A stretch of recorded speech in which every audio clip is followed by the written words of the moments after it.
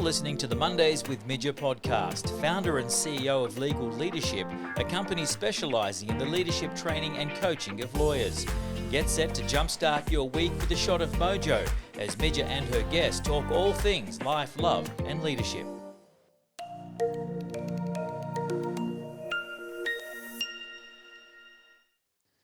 Hey, it's Monday and I'm Midja and welcome to the podcast all about life, love and leadership. And today in the studio I have with me Beck Davis from Revolution Creative. So a big welcome to Beck for joining me. Thanks for having me, Midja. I'm so excited. Excellent. Alrighty, let's kick off now. Of course, before my guests come on the podcast, I Googled them. And so I Googled you, found out lots. She's looking very nervous here in the studio.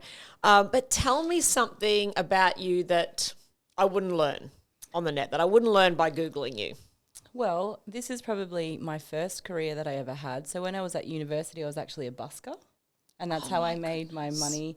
I also worked in retail too, but I used to busk at the markets in Brisbane. Doing what? Playing What my was the- guitar and Okay. singing, and yeah. It was fun. It was good. Didn't take off as a professional career, unfortunately, but hey. You're very brave telling us that you're a bit of a singer. You could have brought the guitar in and given us a number. I haven't played for years. I gave it away when I got a real job. Right. Okay. So it paid the bills back then. Yeah. It was fun. Love that. Love that. Maybe you could use some of, I don't know, like in your TikTok channel or something like that for the new business. Yeah, I don't have a TikTok channel yet. I'm not brave enough for that yet, but this is my first step, so who knows? Watch out. TikTok's next. Coming. So tell us a little bit about your business, Beck. Put a little bit of perspective around our chat today on leadership. Yeah, so Revolution Creative Group, I started just over 2 years ago, perhaps a week before the pandemic really hit us. And we're an integrated marketing agency. I have a team of about 12 full-time staff, and a couple of other contractors. We do a lot of different work in, I guess, the marketing realm, if you like. So we do everything from websites through to digital marketing, also design and all that kind of stuff. And we also do PR as well, which we're just kind of moving away from Revolution into Zephyr PR as a separate standalone business for that too. So being a leader, I don't know. I think when I started Revolution, I wasn't really planning on being a leader. I was just kind of doing my thing and trying to do it my way as opposed to working for someone else. And I've learned a lot. Absolutely. We're going to talk about that. So tell me about your first leadership role. So in your career, if we kind of frame it insofar as like people leadership and having people reporting in, or that responsibility piece for people and their performance, first leadership role? Yeah, I think probably my first real leadership role was at Southport Sharks. So when I started there, I'd just gotten back from working in Auckland for another company, which was still a leadership role, but perhaps not as many people reporting into me. And at Sharks, I don't know how familiar you are with the business, but they're a very dynamic business. And, you know, in the marketing department, we had a lot of things to look after, which meant a lot of, I guess, management of people at different levels as well, whether they were juniors or they were kind of mid-tier. And I probably was not a great leader when I first started out. There's a lot of ego involved at first, and it takes you until you mature a bit more to realise that perhaps maybe that things that you've done could have been done in a better way. So, but I learned a lot, and like Sharks was definitely, it was a big role. I still look back on it and think that working at Sharks was one of my best jobs ever. Yeah. And I was there for 5 years, and it was during the refurb and lots of change, and also with the patron partnership with the Gold Coast Suns and bringing on the 11th AFL team and into the Gold Coast. So yeah, it was a really exciting, fun role. It was challenging, and people management was a big part of it because we had a lot to get done. Right. Yeah, it's a big operation. I've spent a lot of weekends at the Sun. So my ex-husband, at the Sharks, my ex-husband, he played for Morningside in Brisbane, but of course in the same league as the Sharks. So we would come down and I'd watch him play. And then my 18-year-old son played at Sharks, and now my 10-year-old plays AFL at Sharks. So, yes, spent many a day on the back ovals and the main oval sitting there. Hopefully you're up at the Cabana Bar just overlooking, right? Well, I'd like to be. Maybe this year. He's 10 now. I figure I can just watch him from the bar. Yeah, absolutely. And so talk to me a little bit more around this concept of like letting the ego go. And sometimes the mistake I think that, or the learning a lot of leaders can get from that, particularly when we think that leadership role is all about us as the leader. Talk to me about that. Yeah, look, you're rarely the villain in your own story, right? So, and I guess, I was probably in my mid-20s, about 26, 27 maybe, when I got into that full swing of that role. And I think, that ego piece, it's not necessarily because you're ego-driven and you're doing things wrong, but you do think everything is about you and everything's on you. And that whole saying, there's no I in team, is really important there, because you just think, oh, everything is on me, the weight of everything is on me. If I don't, I'm a perfectionist as well, which does not help. So, you put all of this pressure on yourself, and then that is then pushed on to the people that are working around you within that team. And look, and there was some moments within the team that I had where they called me out on it. And, it was pretty confronting at first. And like I said, you're rarely the villain in your own story, right, until someone points out what you are doing. And there was nothing that had sort of dire consequences, because I guess I got pulled up pretty quickly at first. And then I learnt from it and I tried to adapt. Over the years, I think I've become a much better leader. And I've been so fortunate throughout my career to have the most amazing leaders from Dean Botel at Sharks and Dara, and then also, moving on from there, Rebbecca Frizzell. I was lucky enough to be able to be mentored, personally and professionally by these people who are great leaders themselves, which obviously helped me a lot. But when I was starting out, I was probably a little bit out at sea in terms of what I should be doing and what I shouldn't be doing. And I think most people can, that's the learning piece. And it sounds as though like that 5 years at the Sharks was that time where you learnt so much and you grew and you made mistakes, but you learnt from them. Yeah. And also fantastic that I love that people pulled you up and gave you the feedback. I mean, for me, you've got to build trust in order for that to happen, because, I work with some leaders who are quite established in their careers and they haven't received a lot of feedback, and sometimes they get it very late in the day and it's stuff they've been doing their whole careers. And they're like, do people really think that of me, Midge? I'm like, I think so, because they put it in the feedback. So I think when you're open to feedback and people give it to you, then you've built enough trust up for that to happen. Yeah, and I really think in being a leader, like self-awareness is key as well, and that kind of plays into that whole piece. Like if you have to be pulled up, and then you can be self-aware about what you are doing and what you can improve on. That's the only way you're going to improve what you are doing, if you do have that ability to look back and go like, oh, okay, yeah, that was probably not the right way to approach that, or talk to that person that way, or, or whatever it might have been. Yeah, that different perspective, that space, and to be able to, step away from yourself and the ego and all of that, and be a little bit of an observer in your own leadership role, and to also, I think, have the courage to ask for feedback, to go, hey, I'm open for this. This is what I'm working on. If you could give me some feedback on that, that'd be really great. And that can be terrifying. Yeah, absolutely. And so tell me about, because you mentioned some great leaders there, some great mentors that you've had. Tell me about some of their leadership traits and how they got the best out of you, and maybe what you've taken from them now that you're leading quite a large team in your own business. Yeah, I think one of the key things that I learned from all of them, and was that they actually got to know me really well, and therefore that they then adapted their leadership style to get the best out of me, in terms of, you can ask Rebbecca Frizzell. She'll tell you I'm one of the most stubborn people she's ever met in her life. And if I don't want to do something, I'm not going to do it. I'll just pretend it doesn't exist. Yep. But she learnt that very quickly with me, and you know, and I guess I learnt how to adapt to like, no, you've got to do it, but there's a different way of handling it if you don't want to do something, which I then now, you know, I get that from my team as well. Yes.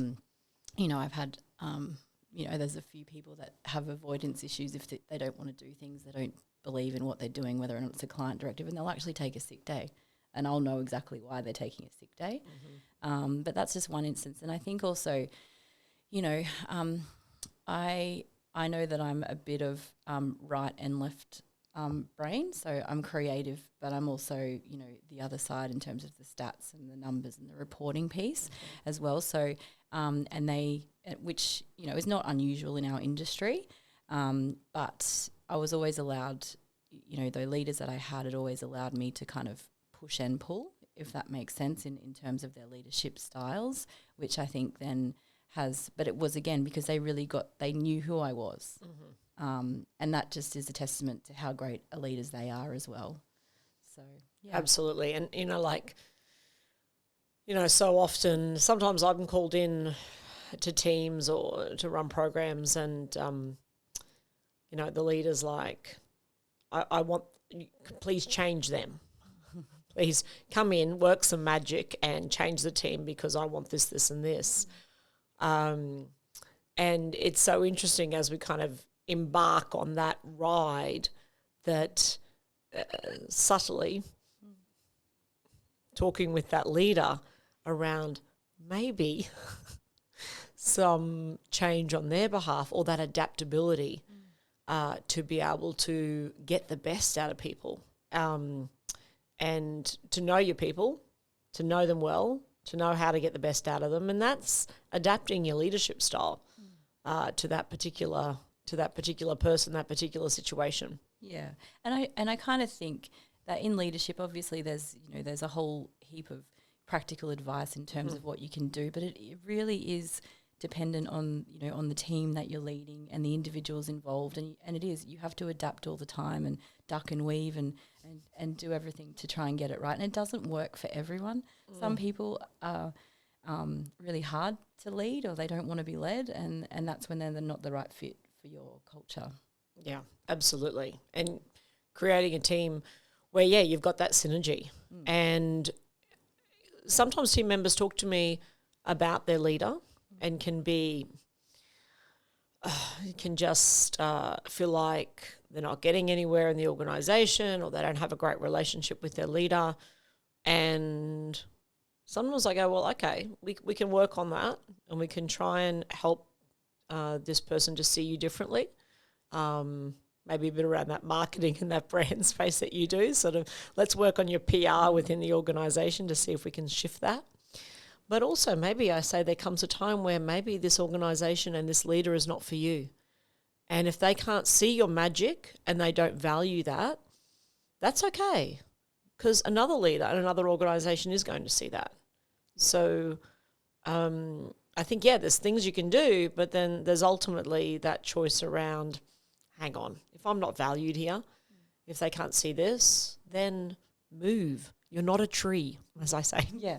You can move, people. Yeah. And I think the same goes for the organisation side as well. Like, you need to acknowledge sometimes if people aren't the right fit in terms of your leadership style and what you are doing. And, you know, and it's happened to me a few times only in the past few years where I've had to accept that actually, like, it's like we're breaking up. It's not you. It's kind of both of us. We just don't fit together. And what do you think, Beck? It's always an interesting one around, you know, when we're looking for people to join our teams, when we're hiring, when we're recruiting, and then a few months on we go, oops-a-daisy. Yeah. What have you learned about, you know, recruiting and hiring, and what are you looking for in that space? It might be different roles, but I suppose just for your organisation. Yeah, look, I think you need buy-in. You need someone to be able to buy into what your vision is for the business. And the main thing as well is, you know, when you are hiring someone, you're in that process, you can get that buy-in, but you have to live up to creating that vision as well. So you can't kind of sell the sizzle, and then they get there and they go like, well, this isn't what I signed up for. I thought we were going to do all this amazing stuff. So I think it's a two-way street in that respect.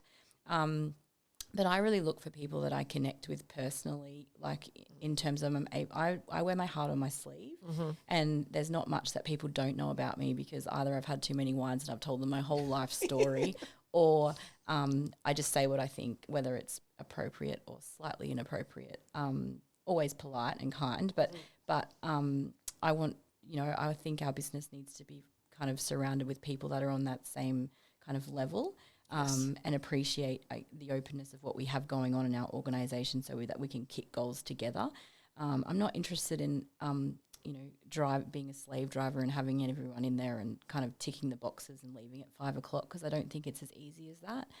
We work in a really disruptive industry, which means we always have to be thinking on our feet and changing and adapting. So whatever we started out doing sometimes is not how it ends.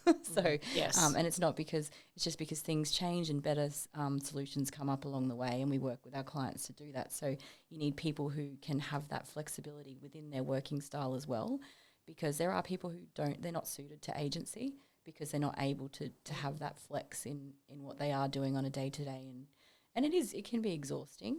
But really for us, the culture fit is being able to buy into that whole vision of what we are trying to create for us as a business, but also what we're delivering to our clients. Yes, and that right fit work environment and work style, and certainly sometimes I know even running your own business, and that is certainly not for everyone, and I think that every day. Yeah, I know. My sister's in business as well, and we use like the little emojis. Like we use emojis all the time to say like how our day is going in business, and it can be like either, yes, we have this, we are like buses, and then the next day like, why am I doing this? It's a roller coaster. Yeah. It's a roller coaster. But and certainly, people that I work with and that work in the business, they've got to be on the same page. So that's got to be an okay fit for you. You've got to be excited about, okay, maybe what I said a few days ago, we're shifting on this, and now next week we're not sure what's going to happen next week, but this might happen, and if that doesn't sit well with you, then it's not the right role. Yeah. And I want people to feel happy and fulfilled in what they're doing, because there's nothing worse than miserable people, because, misery creates misery. Yeah. And it's not that everyone has to, you do have those days, like you said, that you just want to chuck in the bin, like see ya, never want to see you again. But then you have those great days when you're like, I am winning, this is amazing. Yeah. But yeah, so I think it goes with any job really and any team. So what are you working on as a leader right now for you? What's what are you working on that space? So in terms of me, there's things that I accept that I'm really not great at. So I'm really not great at process, and being in a small business, it's hard. And as we're growing, we're continuously growing. We have probably less staff than we had 12 months ago, but we've got more senior staff and like a better staff mix, but it means that there's so much organisation, that we have to go into sort of workflow, and it's all the micro stuff. I'm terrible at micro. I'm a macro person, and I can stand back and look at things and look at from A to Z and figure out all of the things that go in between. But ask me to get any further than, what the actual, area is, then I'll go, no, that's sorry, too much information. Someone work that out and get back to me Pretty on much. that. And I have a great team of account directors and managers that do that piece, that micro piece. But what's become apparent to me is I need to be better at it. I really need to, even though I'm not great at it, I need to still try and be better at it. Yeah, because I was going to ask you about leadership in particular in the more creative or dynamic kind of space, and what that looks like, when you're leading a team in that space versus, I don't know, maybe a more traditional business or industry. What do you think the difference is there? Yeah, look, I think the difference is that, when you have a creative team or an expert team of people, they're all, and the way that our business is, everybody is kind of in their own little expert pods, if you like, and they are experts. Like, I am not a web developer, I am not a Google Ads expert, so I am none of those things. So it's about, I guess, leading people to their strengths, and then encouraging them to be the leader in their spaces without stepping in and making it the Beck show. Or and I try really hard. I always say to my team, you guys are here because you're exceptional at what you do.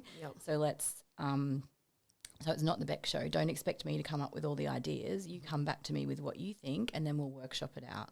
And we've got a really good process around that now. For a while there, it was the Beck show, and I, was always, but that was because I felt compelled to do so. But now we've got such a great team. Everyone is really empowered to be doing that for themselves. So I think it's a nice balance, but it's almost this like area where you can't go too far and not step in as a leader. So there's got to be this kind of overlap piece, which is what I am working on refining at the moment, just so that people feel supported. Because if you give people too much, then they feel probably more pressurized in terms of thinking, oh, it's only me here. And so it's a bit of a balancing act.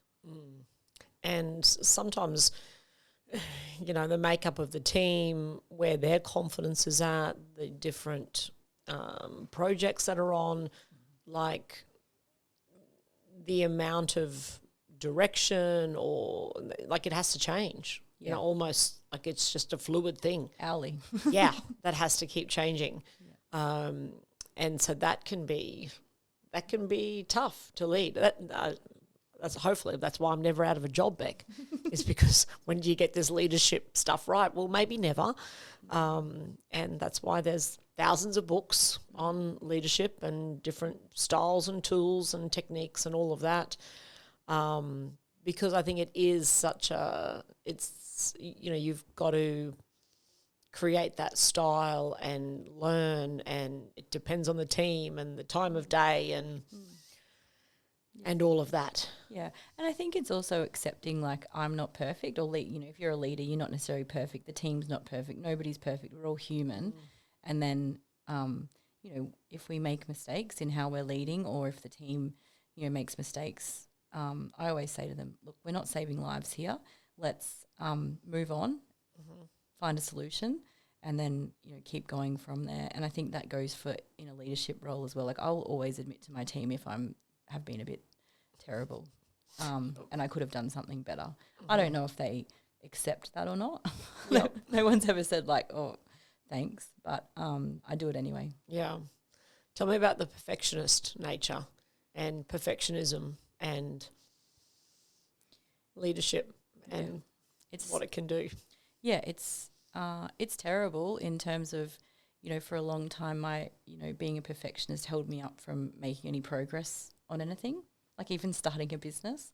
It also, it creates that self-doubt within you as well, because you're continuously striving to reach something that's actually not possible. And that can then be also pushed onto your team as well. And I think probably, thinking back all the way back, even to my first job at Sharks, probably that was big part of it as well. That trying to be a perfectionist and trying to do everything perfect, but then pushing that onto the team. I'm getting better. Whether it's by design or not is another thing. I probably just don't have time to be a perfectionist. Yes. Too many balls in the air now. Yeah, pretty much. And I used to, like, part of that being a perfectionist was also worrying all the time about what other people think. Like, that's what used to keep me up at night, like rocking in the corner.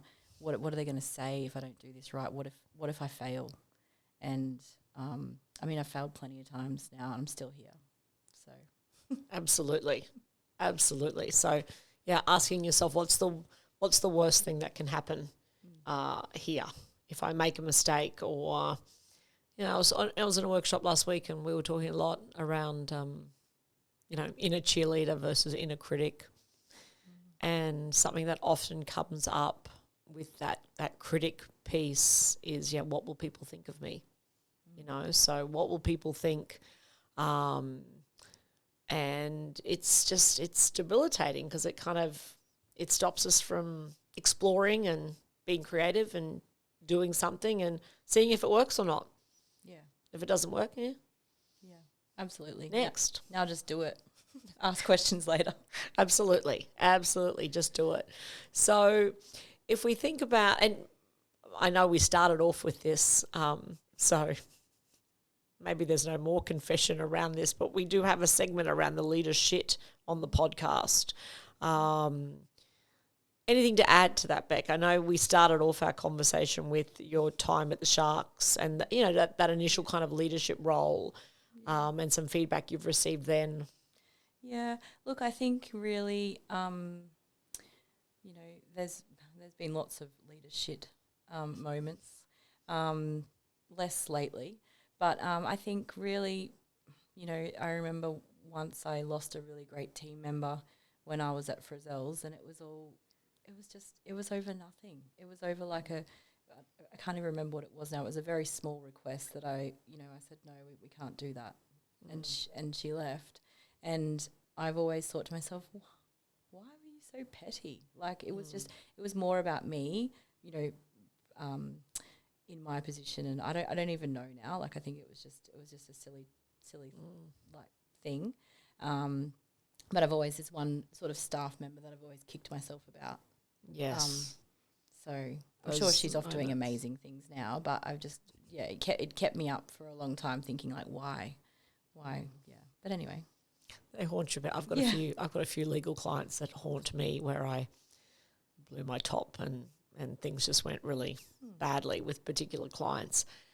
And I remember those clients' names. And sometimes I find this with even my kids sometimes, I don't think some of the things are really important. I think they're small things, but to them they're really big things. And sometimes like that in the workplace, someone requesting something or doing whatever, and for them it's a big deal. And we can underestimate that, or we can be thinking of ourselves or whatever it is, right? Yeah, and that's exactly it in this case. It was something that I overlooked and didn't think it was that big a deal. So anyway, live and learn, right? That's what we're doing, Beck. We're living and learning. It's so much fun. Now, Beck, we kind of, I suppose, cross paths around Future Females and at events. Tell me about your involvement with Future Females and what it's about, in case people listening don't know about it, and how can they get involved? Yeah, so Future Females, so recently Tash, my business partner, and I, we actually acquired the rights for Australia and New Zealand for Future Females because, as you might know, Midja, it's headquartered out of South Africa. That's where it's all started. It is in 36 countries globally. But really, Future Females is about empowering entrepreneurs and intrapreneurs and equipping them with the skills and the knowledge that they need to take their businesses and brands to the next level. So whether or not, I think there's a lot of small business networking events and things like that, but with Future Females, our key focus, whilst we're not, we definitely aren't against having men involved, and you would know yourself that we have plenty of men that attend our events and speak at our events as well. It's more about really, I guess, driving females to be leaders in business, whether that's, as in their own business or within their working environment. So we have our monthly networking events, and then outside of that we have we're just about to roll out a lot of sort of online resources as well as a mentorship program too. So, and Brisbane, so Gold Coast has been up and running thanks to Tash since 2020. So throughout that whole pandemic, she persevered and created this fantastic brand with these loyal followers. Next week we've got our first event in Brisbane, which is pretty exciting and scary all at the same time, because it's kind of doing it all again, but in a much, I guess, busier environment in Brisbane. There's lots of other events happening at the same time. And is there others around Australia as well?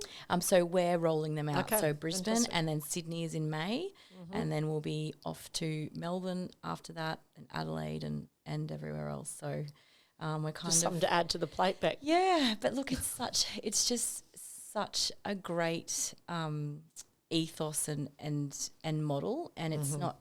And, there's a lot of female networking businesses out there that exist, but I think sort of the key difference is with future females is that it's really that empowerment piece is so strong, and it's for businesses of any size, and no matter if you're like working in a marketing manager role with a company, like, you know, the company you work for, they need people like you to help build their business, right? So it's about looking at, you know, learning different insights from speakers. So, you know, coming up soon, we've got one about brand, then we've got one about leadership in Brisbane. So they're really on key topics within that realm. Yeah, I love it. People often ask me about events. People think I only go to events. That's what I do. I'm like, I know I work as well, but I do love to go to events. I love getting out and about, and people ask me about them, and Future Female's always top of my list. It's always like, if you're looking for just to meet great people, and I just think the culture, the vibe, the people there, it's just a great event. I tell lots of people about it. So it's great to hear. Thank good you. on you and Tash. Yeah. Love that. This is a podcast about life, love, and leadership. Because, Beck, I'm on a bit of a mission to find big love. Tell me, Beck, get any advice for me in this area? What can you tell me?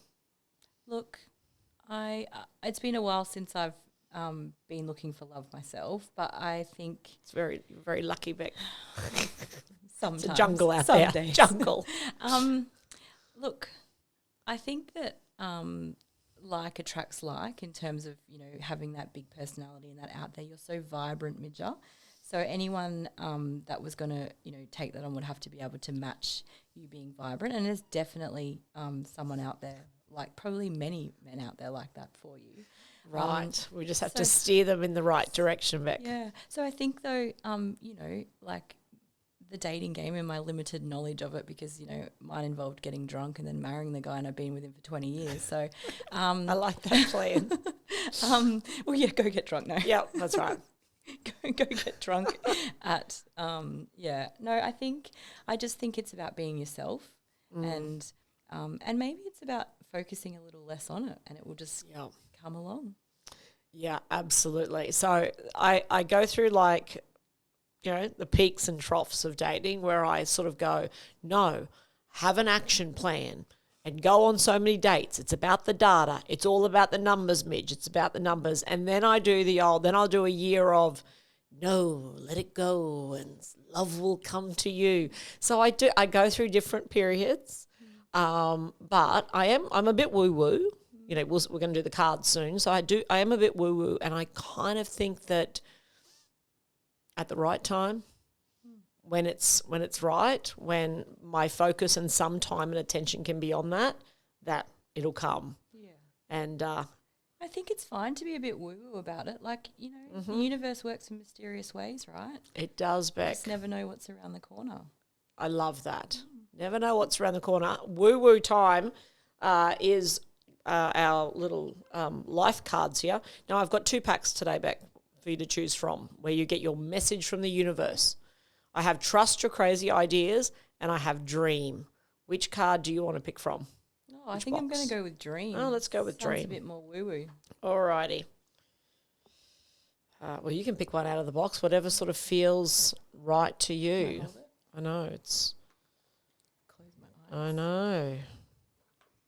Okay. Right, there we go. You can open that up. It's just like a little tear thing that you open up. Let's see what it says. Ooh. Fate loves the fearless. Wow. Dun, dun, dun, dun. Love it. That's your message, Beck. It's been wonderful to have you on the podcast today. Thank you so much. It's been great for the chat. Now, where can people find you, connect with you? Yeah, sure. People can find me on LinkedIn, or if you want to check out Revolution, revolutioncreative.com.au, and yeah, see what we do. Wonderful. Thank you so much, Beck. Great to have you on the podcast. I'm Midja. I hope you have a great week. Get out there and sprinkle your magic and your mojo all over the place. And we'll see you next week. Thank God it's Monday.